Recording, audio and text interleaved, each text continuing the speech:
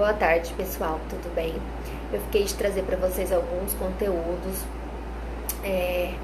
como ansiedade, depressão, alguns relacionados com a infância ou mesmo da vida adulta, alguns conteúdos informativos e também para vocês.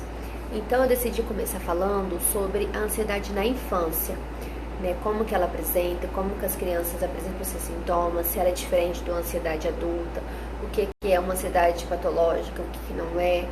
Então eu vou trazer um pouquinho para vocês essa explicação. Sempre quero avisar para vocês que o que eu trago aqui é o pouco do que eu sei, vamos dizer assim.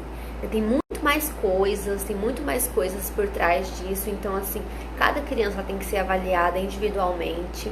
Então, não é que o que eu trouxe aqui significa que o seu filho tenha, entendeu? Então, assim, precisa de uma avaliação. Aqui é só o mínimo para vocês terem um conhecimento do que é essa ansiedade na infância, tá bom? Para vocês ficarem atentos, ter um pouquinho mais de conhecimento.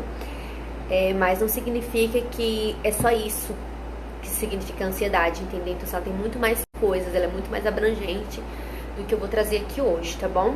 Aqui o que eu vou trazer para vocês hoje é mais um resumão mesmo, para vocês terem uma base do que significa essa ansiedade na infância. Então vamos começar.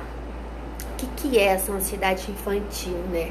A ansiedade, ela faz parte de todos nós, né? Então assim, todo mundo pode passar por essa fase, todo mundo pode sentir, ninguém tá isento de passar por ela ou de sentir ansiedade. Porém, as crianças, elas possuem medo e ansiedade com frequência.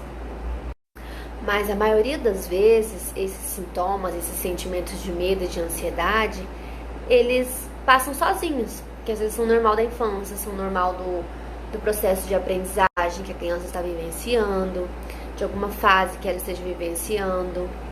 Então, isso é comum que desapareça naturalmente, né? Quando que a ansiedade ela passa a ser algo patológico, vamos dizer assim, algo que já esteja atrapalhando a criança, algo que já esteja além daquilo que é normal, daquilo que vai desaparecer sozinho, né?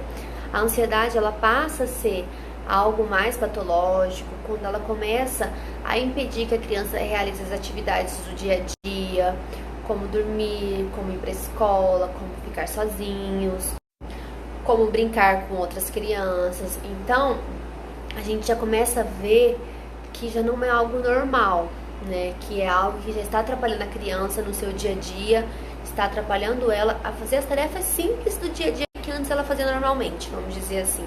Então, os primeiros sinais começam aí, tá bom? Mas por que ficamos ansiosos? Porque as crianças também passam por isso. A ansiedade, ela aparece quando a gente se encontra em algumas situações de perigo, de ameaça. Então, ela aparece como se ela fosse um sinal de alarme, vamos dizer assim. Ela aparece dizendo que a gente está em perigo, então que a gente precisa se proteger, que a gente precisa se recolher, precisa sair desse ambiente que causa medo, que causa algum tipo de preocupação, que gera esse estado que a gente fica ansioso, vamos dizer assim, né? Então você começa a passar a impedir de realizar as atividades que antes você fazia. Um exemplo, se a criança se sente ansiosa para poder ir para a escola, né, que ela começa a apresentar sintomas de que a escola é um perigo, de que lá na escola ela tem medo, então ela vai passar o quê? A chorar antes de ir para a escola, a evitar a escola, começar a sentir dor de barriga quando tem que ir para a escola.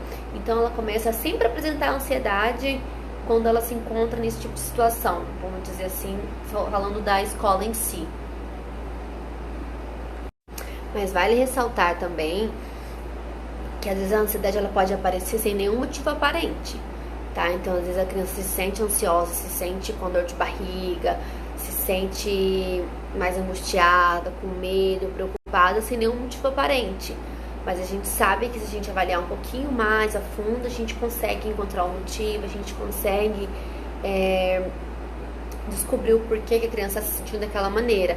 Mas às vezes os pais não têm essa percepção, entendeu? Por isso que é sempre bom a gente avaliar a criança com um profissional e entender o que está acontecendo nesse momento da vida dela. Outro ponto importante que eu quero ressaltar aqui para os pais é como que os pais podem olhar para o filho e perceber: meu filho é ansioso ou não é?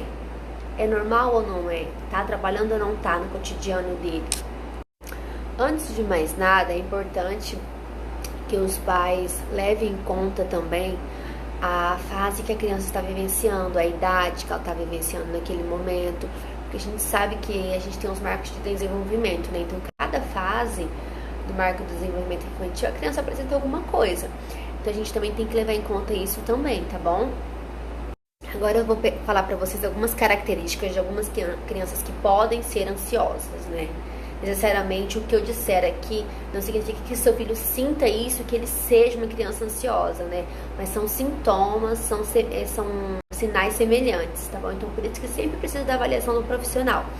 Então, crianças mais tímidas, que ficam mais sozinhas, que sentem muito medo com frequência, né? Crianças que, vou dar um exemplo, que já houve desfraude, a criança já faz o xixi no vaso certinho e começa a regredir essas fases. Então, volta a fazer xixi na cama, então rói as unhas, fica muito assim, inquieta, começa a comer além da conta também, que é um sinal de ansiedade. A criança começa a sentir uma fome insaciável, que a gente sabe que não é fome, mas ela quer sempre estar mastigando alguma coisa.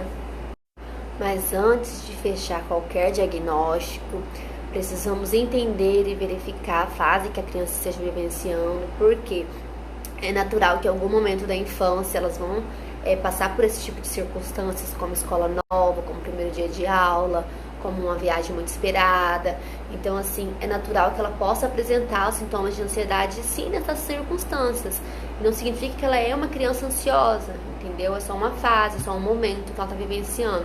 Por isso que é sempre importante a gente levar a criança num profissional adequado, para fazer uma avaliação, para colher dados, informações, para ver se aquela criança realmente passou por uma fase ansiosa, como essa questão dos primeiros dias de aula, mudar de escola, ou se ela realmente está apresentando uma ansiedade constantemente, que já começa a atrapalhar no seu dia a dia, começa a atrapalhar nas suas atividades normais que ela antes fazia com tranquilidade, hoje tem mais dificuldade para poder fazer.